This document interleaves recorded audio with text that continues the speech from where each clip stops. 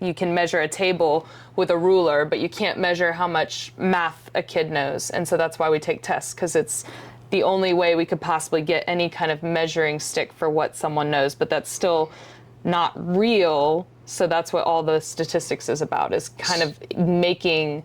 So you're analyzing basically what these kids are able to retain and then put out on paper and remember and utilize. With that said, how do you feel about us being so far down on the education totem pole in this country? Do your statistics say, shit, we need to do better? Yeah, definitely. There are gaps, and COVID increased gaps. Oh my heavens, yes, and, big time. There are definitely big trends in education to kind of different ways of measuring, you know, like we all probably grew up taking end of year tests, you know, big tests at the end of the year, and it takes 2 weeks to do.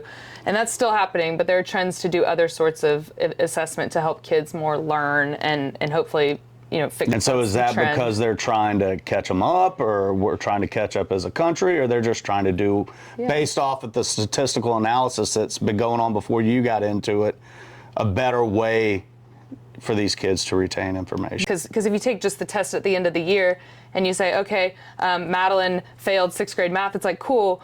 Well, what does Madeline not know about 6th grade math? And so this more frequent throughout the year gives more opportunity to kind of checkpoint, reteach, relearn, retest, and see that they're getting what they need along the way. Now, as a fighter, where do you make your money to support, survive, live?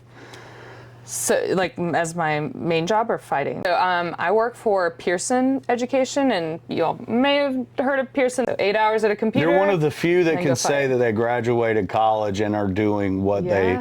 Because let me tell you, working in restaurants in Athens for 20 years, there were a lot of dishwashers and line cooks that had masters or PhDs that could not retain jobs because there was just nothing out there for them in their specific field that they got. Like, talk about timing. When I was graduating from my undergrad with a degree in math and psychology, I was like, I have no idea what I want to do. And so really, in a way, like when I think about it, it's like she kind of swept me off my feet professionally, and it's been an amazing ride as far as where it's taken me. Yeah, definitely. I think more focus needs to be driven into our education system.